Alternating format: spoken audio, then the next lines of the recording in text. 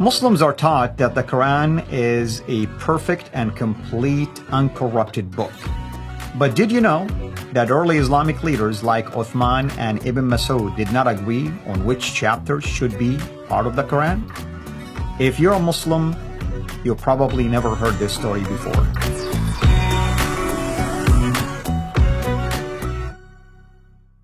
Today we're going to talk about the Quran according to Ibn Masud. And why is that important? Well, I mean, just on the surface, the Quran that we have in our hand today is allegedly 114 chapters. You'll be surprised to see now that when it came to Ibn Masud, his Quran did not really match the Quran that we have in our hands today. Why would that be important? Because Ibn Masud also is a big deal when it comes to how the Prophet endorsed him, and the fact that he was one of the scribes of the Prophet, and he has a huge following in his days. With me, of course, here, as always, to unpack all of that is our dear brother, Rob Christian. Rob, welcome back, brother. Thank you, dear brother. Let us talk about Ibn Masud and his own personal Quran.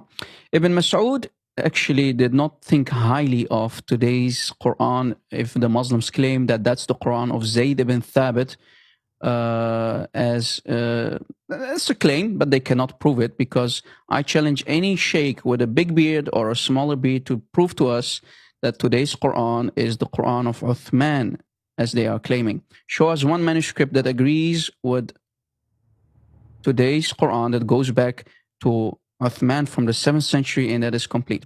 But it's very important to talk about Ibn Masud, because Muhammad said, go to 4 regarding the recitation of the Quran, and he mentioned Ibn Masud as the first trustworthy person to go to. So the question is, the million-dollar question, why would Muslims not go to Ibn Masud? Because Ibn Masud had 111 chapters, yet today's Quran has 114 chapters. So let's see what Ibn Masud used to say about today's Quran. And here, let me show you a couple of slides. On top, you see 2 references, Al-Itqan fi Ulum al-Quran, volume 2, page 25, and Ad-Durr al-Manthur by As-Suyuti, volume 1, page 106. If we scroll down, we see the following information. According to the son of the second Caliph Umar, Ibn al-Khattab, right, the son of the Caliph Umar, of the second Caliph, Umar ibn al-Khattab, the present text of the Quran is incomplete since much of it has disappeared. Abdullah bin Umar reportedly said, let none of you say, I've got the whole of the Quran. How does he know what all of it is? Much of the Quran has gone. Imagine. So the Quran, as the Muslims have it today, is certainly not the complete Quran from the time of Muhammad. Let him then say, let any Muslim then say instead, I've got what has survived. This is really damaging. And this is all over the Islamic books. If we continue, like we mentioned, however, Ibn Masud does not think highly of today's Quran, the one collected by Zayd ibn Thabit. In comparing himself to Zayd ibn Thabit, he says, who Ibn Masud said, the people have been guilty of deceit in the reading of the Quran, and he's talking about Zayd ibn Thabit. So basically he calls the Quran of Zayd and Uthman bunch of basically a Quran that is full of deception. Ibn Masud continues saying, I like it better to read according to the recitation of him, meaning the Prophet of Islam, whom I love more than that of Zayd ibn Thabit.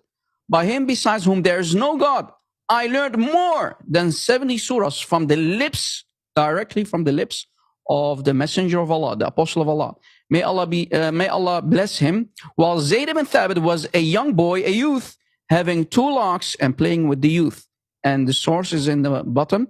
Ibn Sa'd, Kitab al-Tabaqat, Al-Kabir, volume 2, page 444. So as you see, Ibn Masud did not like the Quran of Uthman, or let's say Zayd ibn Thabit.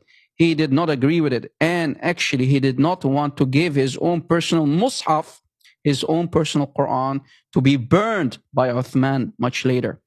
Let us continue bringing down the hammer on the Quran of today, basically. Further evidence of Ibn Masud rejecting Surah Al-Fatiha. According to Ibn Masud, Surah Al-Fatiha, the very first chapter of the Quran, should not be part of the Quran. We read in Tafsir Al-Kabir, the following. In some of the various, or in some of the previous books, it is written that Ibn Mas'ud would reject Surah Al-Fatiha and Al-Mu'awwadhatayn, basically chapter 113 and chapter 114, the last two chapters of the Quran, as being part of the Quran. So if we do some calculation, according to Ibn Mas'ud, the Surah Al-Fatiha, the first chapter, and the last two chapters of the Quran should not have been part of the Quran. And the references are in the bottom. And look how many books are reporting this very story. Brother, do you want to add something on top of this? Yes, I want to add something that people will find very interesting. What my brother is saying, not only Ibn Mas'ud had different number of chapters, but believe it or not, even in his own Quran, he has different ways of reading many of these passages. How do I know this? Well, his readings were collected among many other readings. I'm going to have right here in front of me, there is a source that I recommend everybody to have. I think it's available also online these days. It's called Materials for the History of the Text of the Quran, the Old Codices. The Old Codices. Look what it says. The author, or the editor, Arthur Jeffrey, this is what he says. He says, the Kitab al-Masahif of Ibn Abi Dawud, which is a very famous one, by the way. He adapted, basically, in this book that I'm reading the title from. He adapted from Kitab al-Masahif of Ibn Abi Dawud together with a collection of the variant readings from who?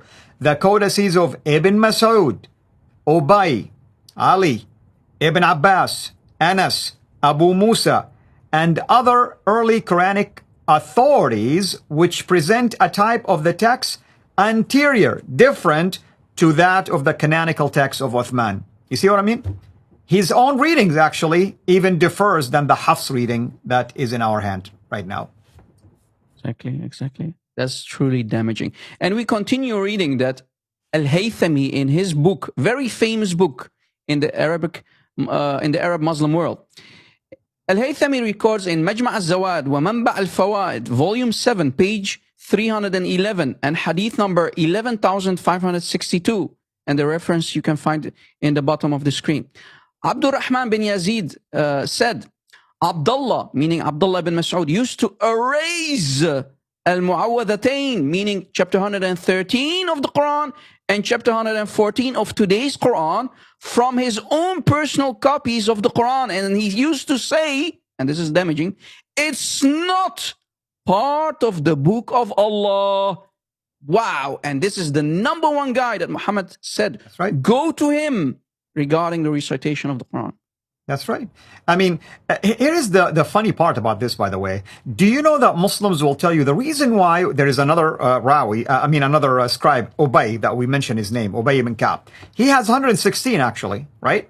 So Muslims will say, no. The last two chapters of Ubay are not considered really chapters. They're just basically prayers and meditations. Really? Well, that's exactly what Ibn Mas'ud was saying about the chapter 112 and 113. I should say 113 and 114. So what's the difference?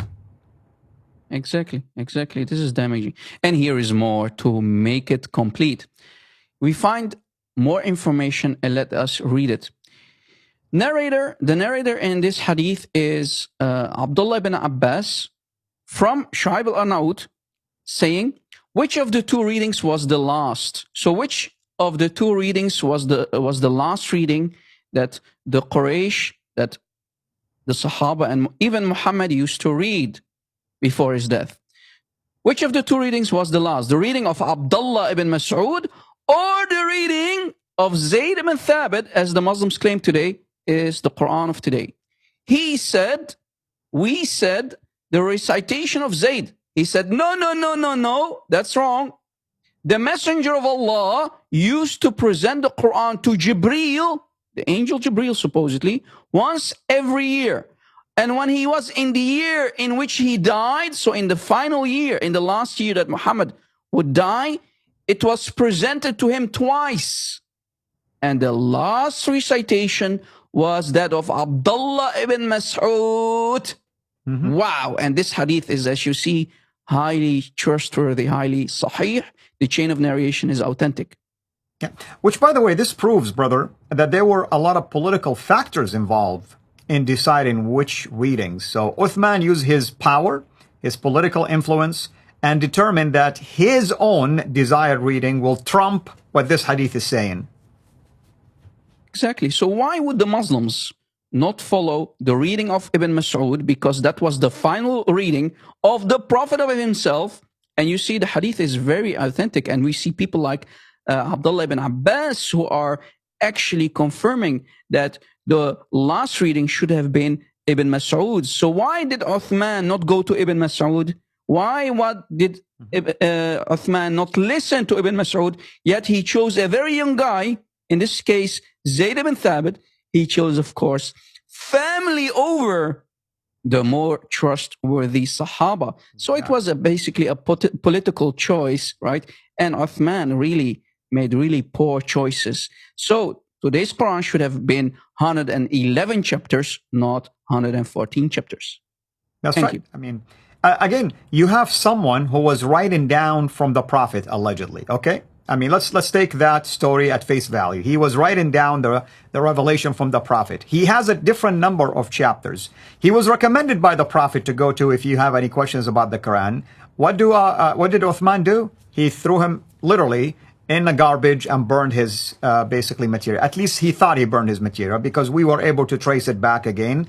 Arthur Jeffrey did an excellent job of tracing it from quotations and commentaries and other places. And you can use, like, you look at Al-Tabari, Az-Zamakhshari, others, they will say, oh, Ibn Mas'ud used to read it this way. Ubay used to read it that way. So it's still there. It survived.